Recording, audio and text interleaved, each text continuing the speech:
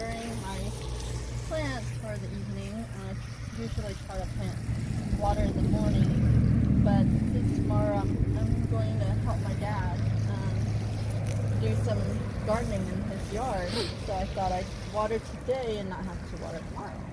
But here is a lavender plant I planted this spring, and it's doing pretty good.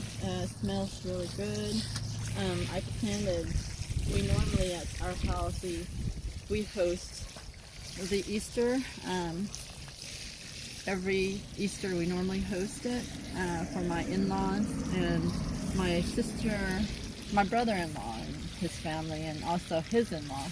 But anyways, I tried to plant bulbs this year and a whole lot of violas. These are violas and these are pansies. But they've done so well. I planted them. I try to plant violas and pansies in the fall, and that really helped because it really takes off in the spring. I planted a whole bunch of bulbs. We no longer have I had white tulips in here, and they've already finished blooming, and I've deadheaded them. And here are our daffodils that came up. I planted a whole bunch of bulbs in this area. I think we also, not here, but in the other areas, we have little irises, white, pretty irises. We'll have to get to that in a little bit. I'm trying to water while I'm talking. And here we have a whole lot of different roses that I've planted. This is the first roses I planted when we just moved in a few years when we moved in, and this is probably my favorite. It's really pretty. When it opens up, it has like, I don't know, I'll have to show you once it opens up completely, but the color is beautiful, and just really pretty rose. Here we have other bushes. This is extremely tall. I might move this towards the back. It's beautiful, but it's towering over a lot of the plants that are behind it, so it's probably a good idea to plant more towards the back. Here's another large rose that I brought. I don't even remember the names of these roses, so I can't tell you, but behind it, the little ones behind it, that one and this one are both double knockouts, and they bloom and bloom. I mean, if you want a rose that blooms really well, that's the best one to buy. If you just want color, they're pretty too, but they would bloom all the time if you put it in the right place. It needs a lot of sun, and roses are heavy feeders, so it's good to feed them. I don't know, maybe I fed them this early spring, and this is how well they've done. You can probably read the instructions and it'll tell you more on feeding. I probably don't keep a really good schedule on feeding my plants, but I've done it this spring and it's doing so well.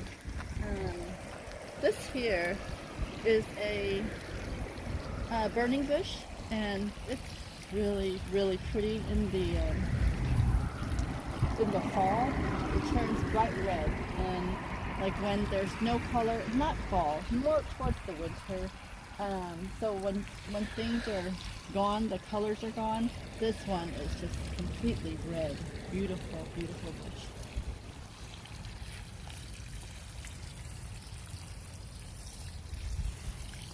And over here, these are a lot of irises that has multiplied and multiplied. If you want a plant that's very easy to plant, this is it. This is the iris, and it will just bloom for you and multiply, and you have to give it a lot of room.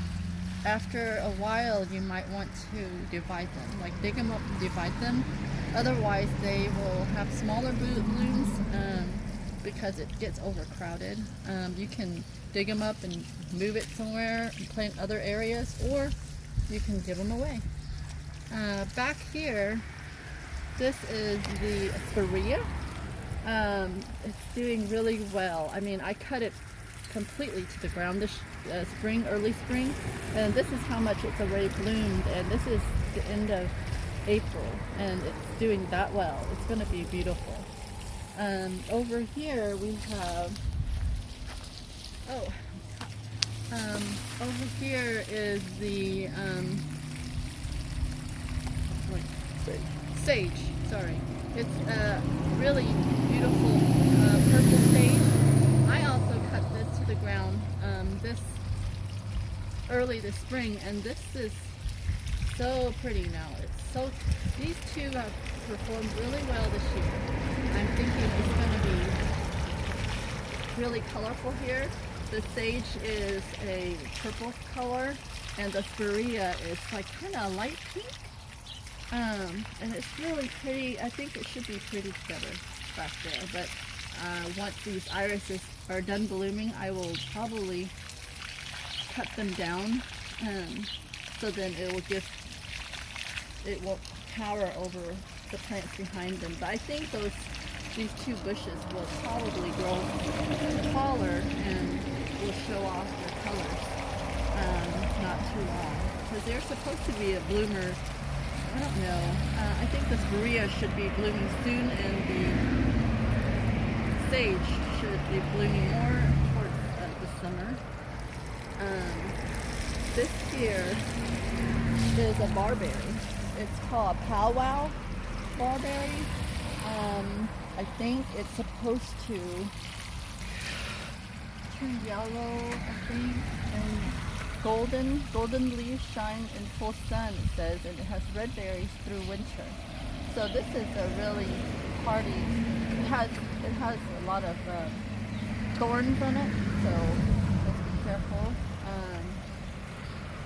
But yeah, I don't know too much about them. I have other barberries, but I don't know a lot about the powwow. We have back here a banana tree. We were given this by a neighbor. This is native to Oklahoma. If you have a sunroom, you probably could at some point get bananas, but since we don't, most likely it'll just die down and then grow back up the next year, next spring. But this is starting to show another leaf there.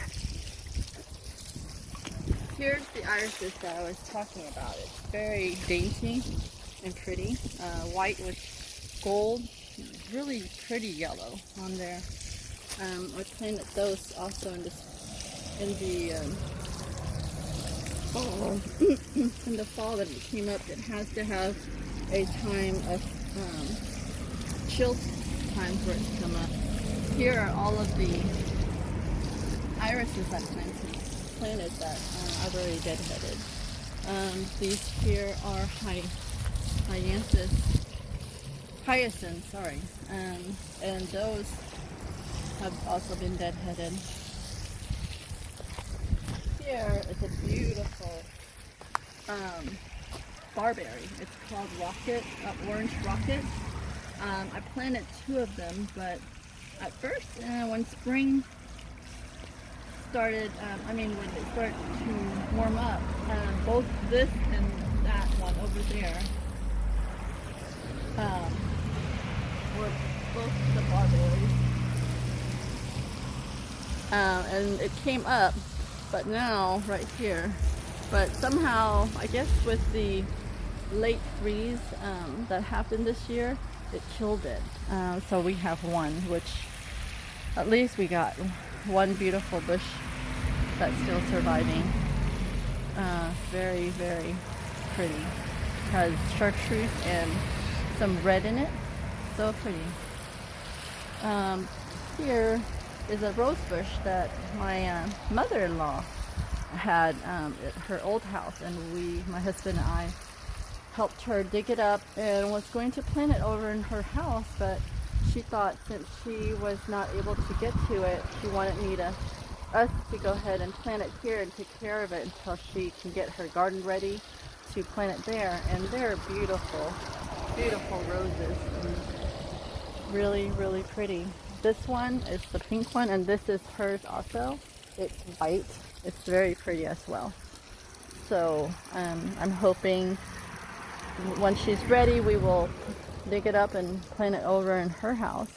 But I'm hoping to maybe cut some of these branches and maybe do cutting. I've done it for hydrangeas, and I'm working on some roses, and it seems, I think I got it down. I'll have to show you guys how I do that to get more plants out of what I have, or from a family member or friend that can give you some branches you can make into cuttings into a new plant.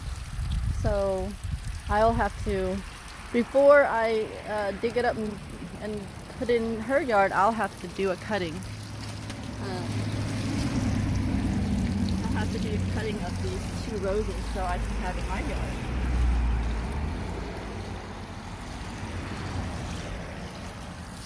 Over here is another barberry, and this one is called Concord Japanese barberry, and it's very, very pretty as well. There's some grass in there, but need to clean this area up. We recently, just last year, I planted this all over. I wanted to expand our garden, so I've planted it all over in the top level of the yard. So at some point I'll have enough time to do more of these projects to clean up the yard better. This area isn't so great. I'm used to, the grasses need to be pulled out, and probably better dirt in this area so we can plant more. But this here is a hydrangea. I think it's a smooth hydrangea. I bought it from Aldi, and it was such a good deal. I think it was $8.99 or cheaper, I can't remember, but I couldn't help but buy. I love hydrangea, so I planted one here and one here, but that one, I don't know, I think it's dead, but this one is really doing well. And what I did was I put this branch underneath the ground. I haven't taken it up to see, but I'm pretty sure it has rooted. So at some point I will come in here and cut this branch out and plant that over there, so I can put this plant over here, so I can have 2 again, which that was what my intentions were, to have at least 2. Maybe multiply them some more at some point. But this is a good way to multiply your plants with these kind, like the smooth hydrangeas. Even with the what is that? The mop heads. You can also do that, but mop heads are even easier by just cutting it and putting it with root hormone into soil, and they will come. That, I don't know. Hydrangeas are one of the easiest things to multiply by cutting. But these here are different. These are, I'm pretty sure this is a smooth hydrangea, which means it's the leaves are smaller, and also they are just white. They don't have color to them, but they're beautiful. I want this area to be my moon garden. So I had planted last year. I planted some gladiolas, white gladiolas, that came back this year. So I wanted to do this area as a moon garden, so we'll have all white, at some point, hopefully, more white plants in this area. These are yuccas that came with the house. It was here when we bought the house, and they perform really well. They're good. You don't have to water them. This will come out to white bell flowers, and you don't have to really do anything. You just leave it alone and it'll just grow. Right here is a bleeding heart. I think that's what it's called. I'm pretty, something like that. But it has heart shape, upside down shape with kind of like something coming out of the heart. It's really pretty. I went to Lowe's one day with my son and he insists that we bought it, so we did, and I planted it hoping, last year we have hoping it's getting stronger every year, but at least it came back. Hopefully we'll get more blooms this year. Also planted here some hostas. They've multiplied. I planted one in each area, and this one has so many. With hostas, you can, after a few years, you can dig them up and divide them and move them all over your house. And this one is variegated, 2 colors, really pretty. Here's the same one, the same time I planted the same time, and somehow these are doing better than those. They've grown so much more than the ones I've just shown you, and I'm hoping that it will get bigger eventually. I think this year it's done much better. I think every year it gets stronger and you'll get bigger and bigger leaves. So pretty excited about that. They say dahlias should be dug up and replanted every year, but I didn't do it last year, and I guess we had a very mild winter. So the dahlia is coming back up. So I tried to put more mulch on top to help insulate the plant. I don't know if that helped or because of the mild winter. So hopefully we'll get, last year I only got 1 bloom out of it. It looks really pretty. Hoping that we would get more blooms this year. This area is not good. That area didn't have anything in it. I decided just to throw a whole bunch of compost there, but at some point I'm going to clean that out and hoping to plant more things there, maybe cut flowers. But there is a nectarine tree that planted itself there. We eat a lot of nectarines, and I'm pretty sure it can't be a peach. And I know those have to belong to that family, the peach and the nectarine family. So we don't have any fruits out of it yet, but they say 2 to 3 years you can get fruits from them. So I'm thinking maybe next year. We didn't have any blooms this year, so I'm thinking we can't have any fruits if you don't have blooms. But it's really weird how things just plant itself. That is considered the compost area, yet we're getting a fruit tree out of it. Sorry, this area is not really pretty. And here is another hydrangea that I planted from cutting from my other hydrangeas in the front yard. I'll have to do a tour of our front yard at some point and show you all of the hydrangeas in front there. But this one is cutting from it, and it's doing pretty good. I planted like several down this way, but somehow they didn't make it. I just have one here, and I have another down there, but I moved it. So here is a couple of oak leaf hydrangeas.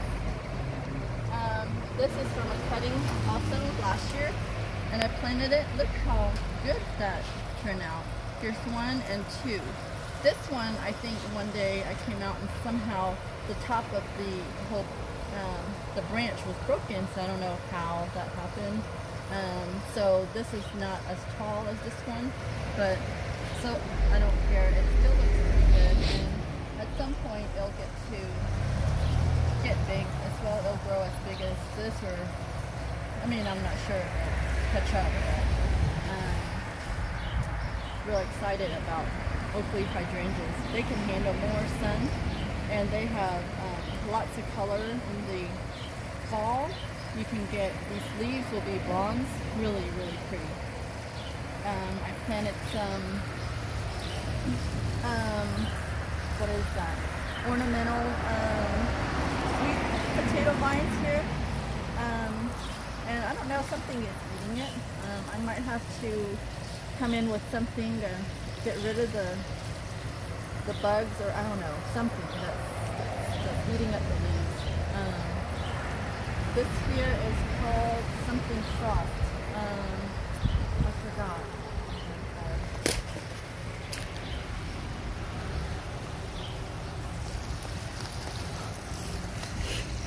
Here is one of my hydrangeas that I planted a couple years ago. It didn't bloom. I didn't have any blooms in it last year. I don't know. The weather last year was, we had a late frost that might have killed all the blooms, but I think this year we should be getting blooms. It looks much better than what it did last spring. So really excited. Anything hydrangea would be something I'd be happy about to get blooms from. Water. Hydrangeas love water, so you gotta make sure to keep it wet. I put, when I planted it, I amended the soil with really good soil. So hopefully that will, ooh, a lizard. Hopefully this will keep the plant very happy. But we have a red bud here. It's really, we love this red bud tree. But gosh, we get so many seedlings from it. I guess if you want to plant another tree, you can always get that seedling and put it in a pot. There's more red buds. It's beautiful.